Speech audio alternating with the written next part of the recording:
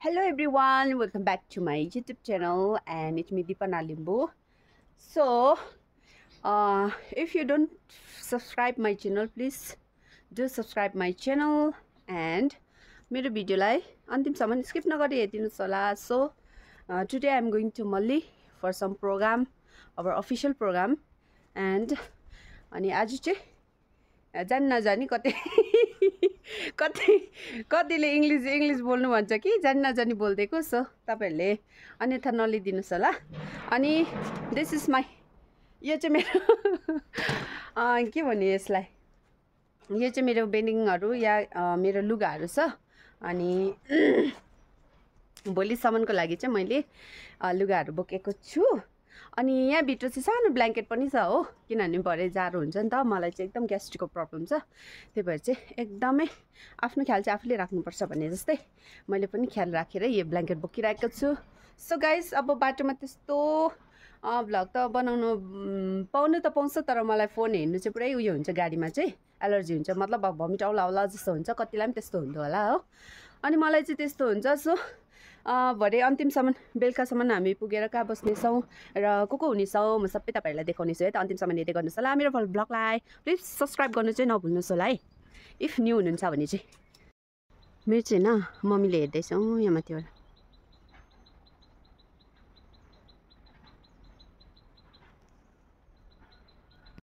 अब चाहिँ गाडी आइपुग्नु आँटेछ हो, अनि त्यही भएर चाहिँ म रोडमा निस्किरहेको छु.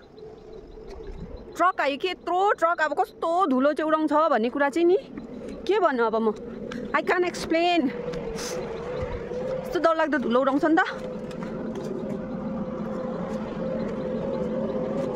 गाडीमा आइपुग्नु आँट्यो अरे क्या, अनि निस्केको. कपाल चाहिँ किन छोडेँ भन्दाखेरि चाहिँ धुलो धुलो, कस्तो डरलाग्दो धुलो क्या गाइस, हेर्नुहोस् त. मेरो कपालमा जल्लै पस्यो. यो रोड चाहिँ छिट्टै कार्पेटिङ भएको भए पनि हुन्थ्यो. ऊ हेर्नुहोस् त, आमामामा फगी लागेको सेम देख्दैछ. त्यो डरलाग्दो धुलो. फट पानी पर्दा पनि हुने रहेछ बेलुका यसो.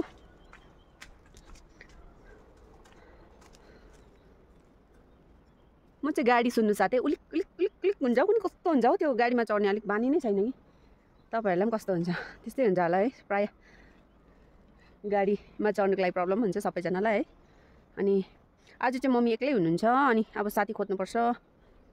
अब को हुन्छ.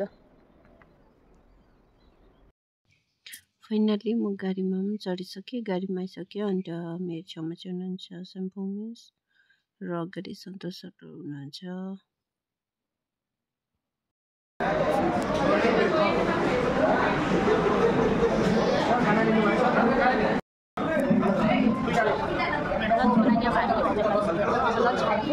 Towards Kalimur.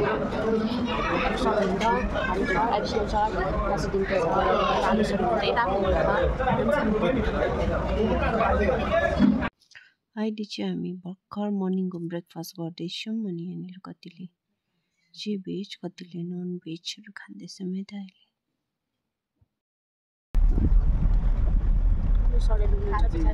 अब चाहिँ हामी कालिम्पोङ बसेको.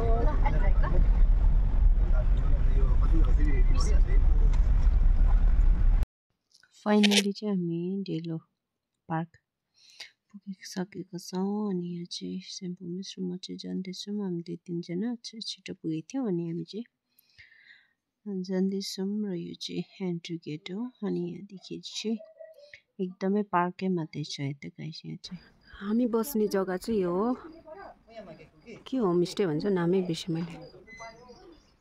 मेफेयर होमस्टे हो कि के हो यस्तो रहेछ. भर्खर यो चाहिँ बनाएको रहेछ हो. अनि फर्स्ट गेस्ट चाहिँ हामी नै रहेछ आजको.